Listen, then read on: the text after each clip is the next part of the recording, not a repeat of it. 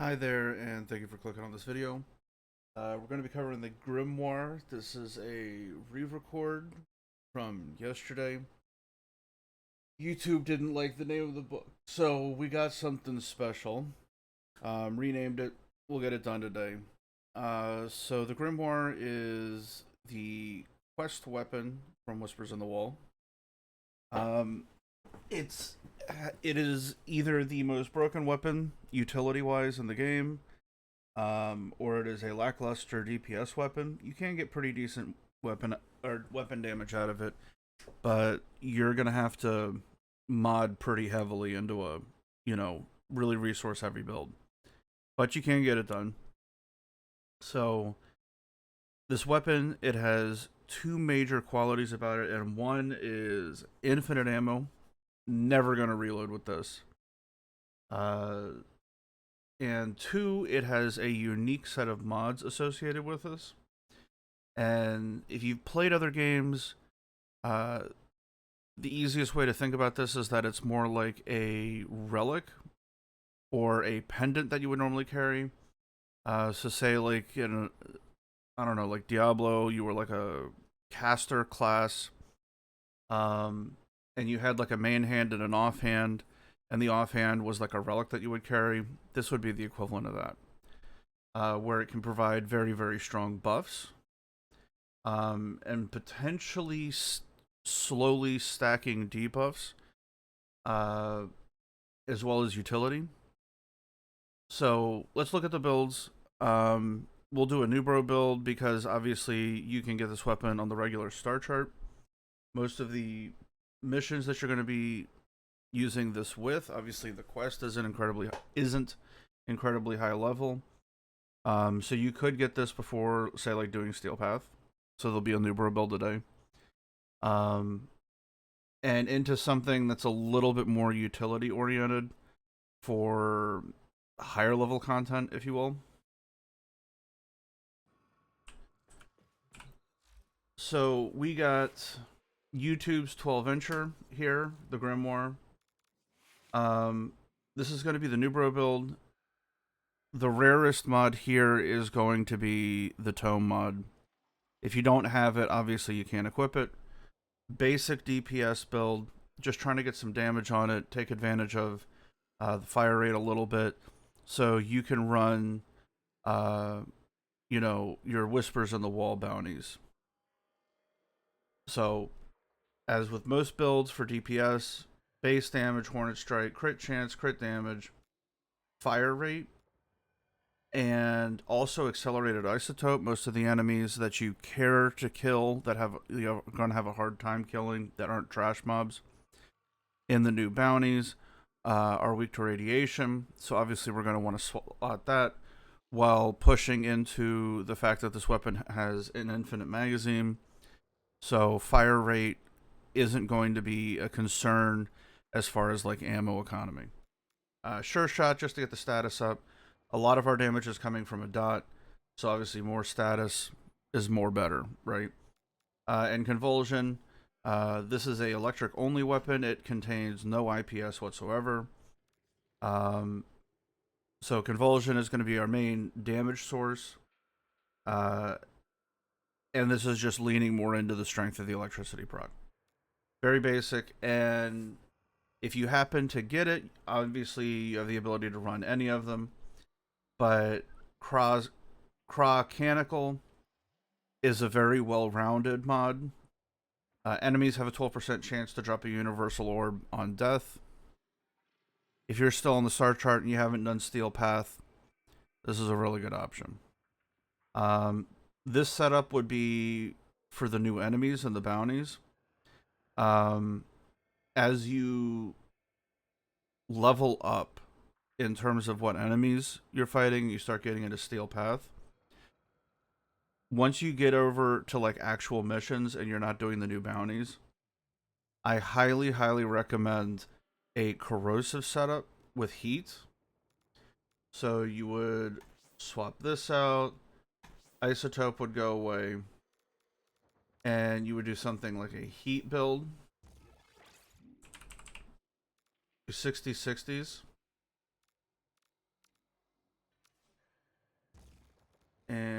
Actually, we can do this.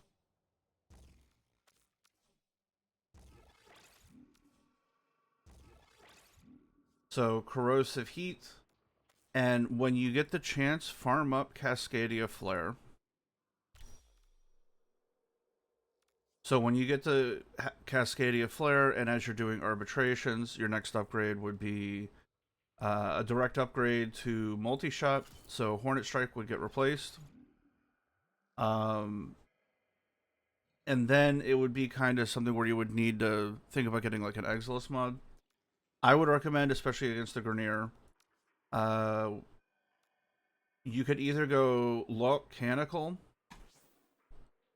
especially because if you're on Steel Path, you have the ability to generate energy more reliably, especially if you're using like the Panzer Synth combination. You can do Volcanical for fire rate. Another one that's pretty good, depending on the mission type, is Jahu's Canical removes armor and shields of other enemies within affinity range by 5 seconds. This slowly stacks, right? So like defense missions, like survival missions. It has like a very slow but still noticeable snowball effect, where as you're killing enemies, the next one gets slightly weaker, the next one gets slightly weaker. So pretty basic. Obviously, we're talking about Steel Path modding now. So obviously, Galvanized Shot would be the way to go. Cascadia Flare with Primed Heated Charge. If you don't have this, put the regular Heated Charge on it. But this is a barrel item. These are from arbitrations. Pistol Pestilence is a Void mod. And Jolt is another barrel. So the build's starting to get a little more complicated, but it's a nice little intermediate. Actually, let me take off this arcane. And we can see the damage, still pretty basic.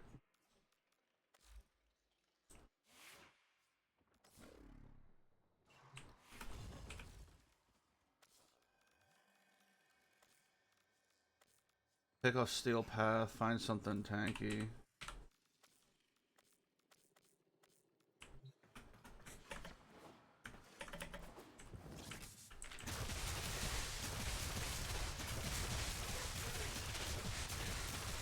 So the thing that's going to be helping us out a ton is the fact that the base damage for the weapon isn't reliant on kills, but just getting more statuses on it. It ends up becoming not insignificant damage. So if you're still trying to get something that can do somewhat reliable damage, a little 69k there, this would be the next thing. Because against the Murmur, and because of the way this weapon is, personally, in my personal opinion, prioritizing fire rate over multi-shot for a very, very low-level build, like say you're just getting into modding, or you rush through the star chart, is a little bit more important getting base damage on it than... and getting the correct elements is a little bit more important than getting multi-shot, even though multi-shot would be a better DPS increase. This weapon has a charging function on it, and I guess if you really wanted to be more balanced, you could do this also. So radiation...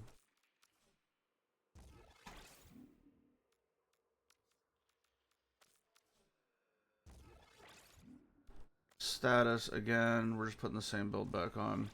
So we would free up a mod slot, right?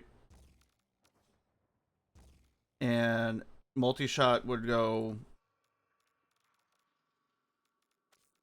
here. Would also be an okay way to build it. Sorry, here we go. So something like this and the tome mod right here would also be good. So this would be an alternative. I like running double fire rate. because the weapon is so slow. And one of the big things about this is that you have the other tome mods. Go ahead and look these up on the market. I've never bought mods before. I'm gonna tell you right now, I spent the plat on these. I'll be farming them to like give away to my clanmates. But the fact is the drop rate and how slow the drop chance is, or how slow the interval is to be able to get the chance for this to be a drop is a little slow. So I just went ahead and got them. It's like 100 plat and change, right? Saves you a couple hours. But the invocations are all buffs to your frame. Like Netra is ability efficiency, quite a bit, especially if you can hit 15 enemies. It goes all the way up to 60. Vom invocation is ability strength, goes up to 60. Ability duration goes up to 60, depending on the number of enemies hit. And Zada is energy regen. 10 energy a second. If you're still getting through the star chart and you manage to get like a RNG drop on this, if you're starting out in Steel Path, this is a lot of energy a second for somebody like that. So if you see this, consider trying to fit this onto the build. I like the armor strip though. Some people run the fire rate. But Zada's invocation is also very, very strong for energy regen. So over its if you hit 10 enemies over its entire, when you have the alt fire, and the alt fire is pretty simple, but if you hit 10 enemies, it'll regen 200 energy, which is nothing to sneeze at.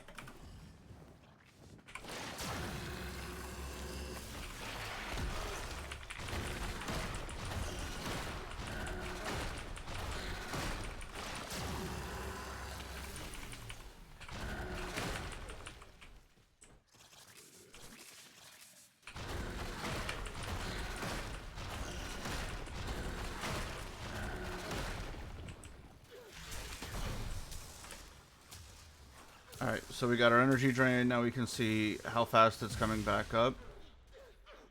That is not bad because because of the fire rate, you can recast fast enough. It charges the bar fast enough that you can actually refresh the bar and essentially have this up the entire time. Especially with higher enemy density.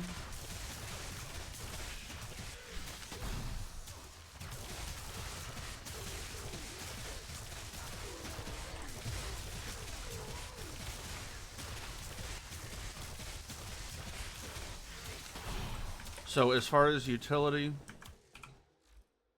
over 10 seconds, you can get up to 200 energy a second, or 200 energy over the lifetime of a charge for the 10 seconds, right? As mean as it is to say, it's better than an Arcane Energize in a mod. Just has a little bit of working conditional, on it.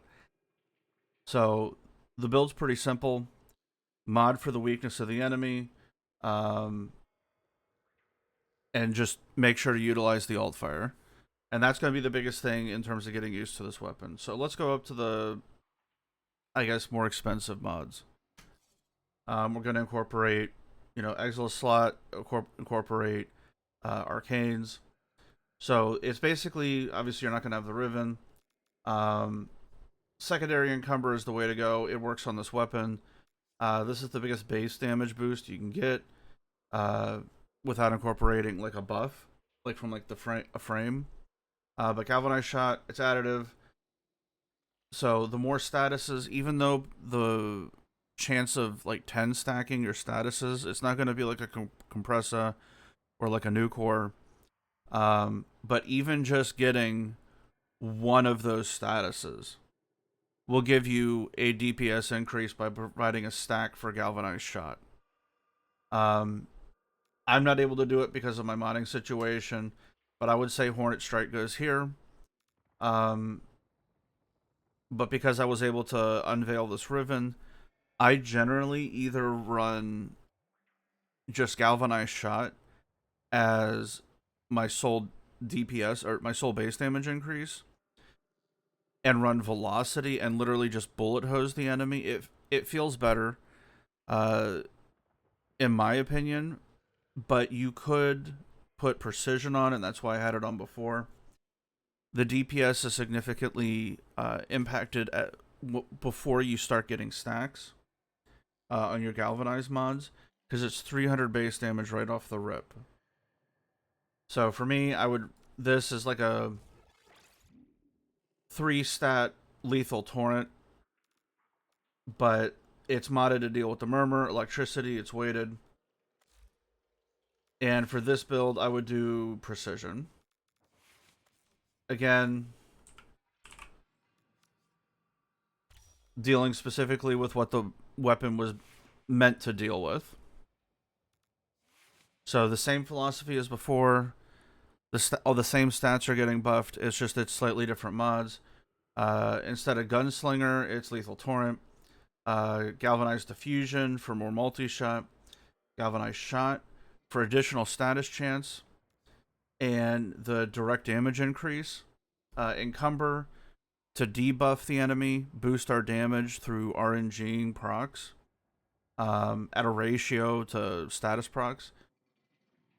And even if you bullet hose, this is one of those arcanes where it generally starts out pretty weak, but if you can get enough stacks on the enemy, it ends up being like ultra strong. But the issue is getting stacks on something fast enough. Crit chance is now the primed variant, primed pistol gambit. Prime target cracker is just the same thing as before with crit damage on the regular build, but the prime version, and convulsion still hasn't changed. It's just chilling. An accelerated isotope, specifically dealing with the murmur. The other way you could deal with this, the other mod, is the faction mod. And to be honest, it's a bit of give and take. This feels like it performs better against the tankier enemies that are health bags. But it performs worse against the enemies that are armored. The additional modded damage from the radiation on accelerated isotope does give a notable increase, but you lose the faction damage on the dot. So this is going to be to taste. It's my free slot, so I can swap back and forth based on feel. So your mileage may vary. It's up to you. And if I'm doing lower level bounties, I'll use affinity range, or fire rate on affinity range. Fire rate on kill for everybody in affinity range, just to get the mission over faster. But admittedly, in terms of scaling, Yahoo Canonical really can't be understated about how noticeable this is. It definitely makes the old Netracell mission. I mean, we've only had them for like a week, but when you were doing the 290s in the Netracell mission, this, after killing a couple trash mobs, you could tell the enemies that had armor were notably weaker after like a couple. This feels like an additive debuff. So 20 enemies in affinity range. I don't know if you want to abuse it, but when we were trying to figure out like optimization strategies for the Netracell missions, because for me, not only do I need to be able to do the mission myself, but I need to be able to take like people in the clan that might be undergeared, or people in the alliance and clan that are undergeared. So it's not really an issue of people with like running around with like fell arxes and latums and shit like that, but it's people that are still getting into the game. They're rushing to get through the quest. I need to be able to make it easier for them, and Yahoo Canonical fits that bill. One of the things I've been doing to sort of help out with the debuff is this appears to work with the facade beacons. So when you're doing a Netracell mission and you have to defend the Netracell or kill enemies within this red AoE, of the Netracell so they're so close, you can drop a beacon and start debuffing enemies in like a 200-meter AoE. And after killing a couple enemies, you start seeing nothing but fully stripped enemies. So it is what it is. It's just sort of one of the tactics that I've gone with. Generally, in terms of personal preference, when I'm running this, I'm running velocity.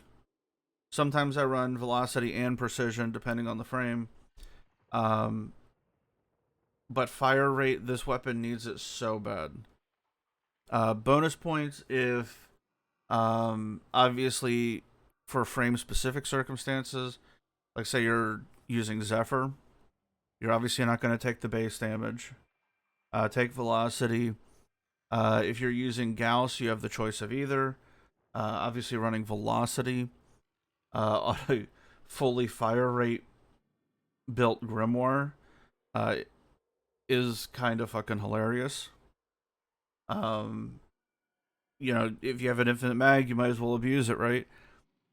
So a well-rounded build for the murmurs, especially if you're doing the lower level bounties. But as soon as you start getting into like the steel path nodes, once you do the bounties and you want to, you know, clear the nodes on steel path, or say you want to do like a survival or something, maybe balance it out. But the damage is still there. Like you would need the balance for radiation, and because normally your secondary is your primer, right? Because of encumber and because of like Kuva weapons and progenitor elements. But this is a really solid weapon. So we have the DPS builds, very straightforward: base damage, crit chance, crit damage, multi-shot. Maybe double into fire rate over modding a faction mod. And make sure to get your base damage from somewhere, because of this setup, I have to rely on killing trash mobs. Now, obviously, that's not a huge deal, but if I spawn into the mission and there's nothing but like the Eximus units around, I gotta go hunt down a trash mob, and then I can go start killing, right? And that's a bit of a once you get the ball rolling, it's fine. But the fact is it is kind of annoying. If you want to go for a more support-oriented build, obviously not running crit chance. It's full status, encumber again. This one's for corrosive. We're trying to debuff enemies, not really deal damage. We're going to be getting viral from the Panzer. You can also mod for, like, Nautilus is super popular right now. Get viral on the Verglass or whatever weapon you're using with that. The Verglass is really popular. The Hellstorm is really popular. The Sweeper is really popular for obvious reasons. Just make sure to get viral, because even though the enemies are strong against viral, viral's still viral status-wise. So you want it somewhere. You want to deal radiation and electric damage. You want to prime for viral. The philosophy is the same. Prime for viral, and then mod for whatever the enemy's weak against. And the enemy's weak against radiation and electric. So, at least the high priority targets. So, the invocations are whatever. The invocation is a very selfish mod, so it is literally your build. You obviously, if you're running like a blind rage setup and you're having energy issues, Netra's your boy. If you're having issues because of spamability and efficiency is capped for whatever reason, say you have a very, very expensive spam, maybe Zada's Invocation or Netra also. It's literally an issue of whatever fixes it, right? If you're running a mirror defense, right? Because that's one of the missions. I've seen Quarter Cage work very, very well with this. You can get an insane duration on that. This also works with channeled abilities. So, like a Mesa, if you run like a dump stat, like a fleeting expertise Mesa for whatever reason, you can sort of fix the 4 duration with this.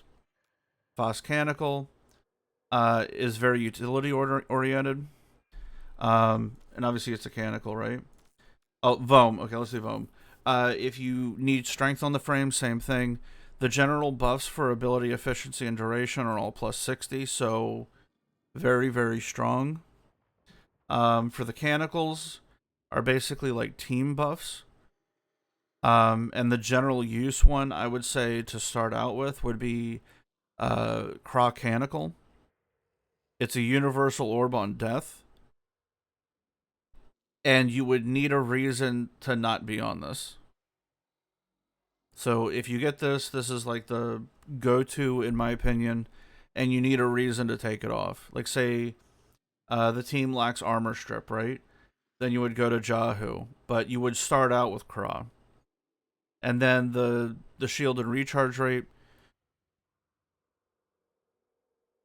If you know what this is, you probably know when you need it. I'm not gonna lie.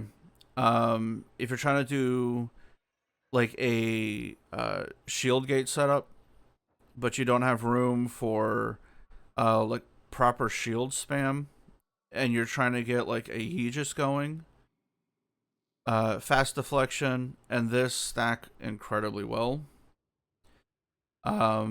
Especially if you're doing, what is it, fast deflection, vigilante vigor, and this stack very well with each other. You can get that delay down pretty low. Can give you like a pseudo shield gate if you don't have space for like an Aegis or like a proper shield gate build. You can get your shield starting to recover as fast as possible. This can help also, but it's going to be playstyle oriented. But obviously, you'll know how to abuse this if you're thinking about this, right? And again, Lux Canonical, it's a DPS increase. Even though this is fun for you, be cognizant of the fact that this is a fire rate increase and hemorrhage and internal bleeding builds exist. You could accidentally be griefing. I tend to not use this one as a default, right? Like the default one that should be the universal orb. But another safe option is the Jahu Canonical. Because I'm generally running like the higher level bounties or doing Steel Path, I can assume that because they've gotten through all of Steel Path, they can probably manage their energy kind of well. So I don't need to worry about energy. So I just take Jahu because it's just a generalized debuff on the enemies. But interesting setup. I like the weapon. It's different. It feels like a different class of weapon. I kind of wish, like, I know they did tome mods. Part of me wishes like everything was a tome mod on here, and like you couldn't even mess around with the DPS build, where it's like straight up utility. I mean, I get it. Like obviously they can't do that, but yeah, no, solid weapon. This is really, really enjoyable. If you want DPS on it, you gotta go double mod fire rate at a minimum. Like I have for my DPS build, I have triple modded for fire rate, and generally I'm running velocity also. So it kind of is what it is. Yeah, and don't forget about base damage because it gets pretty painful at times. But this does scale better. But you got to have the snowballing effect, right? Anyway, thank you for watching. I'm gonna end it here. Very, very basic setup. I hope this helps you guys. Have a blessed day.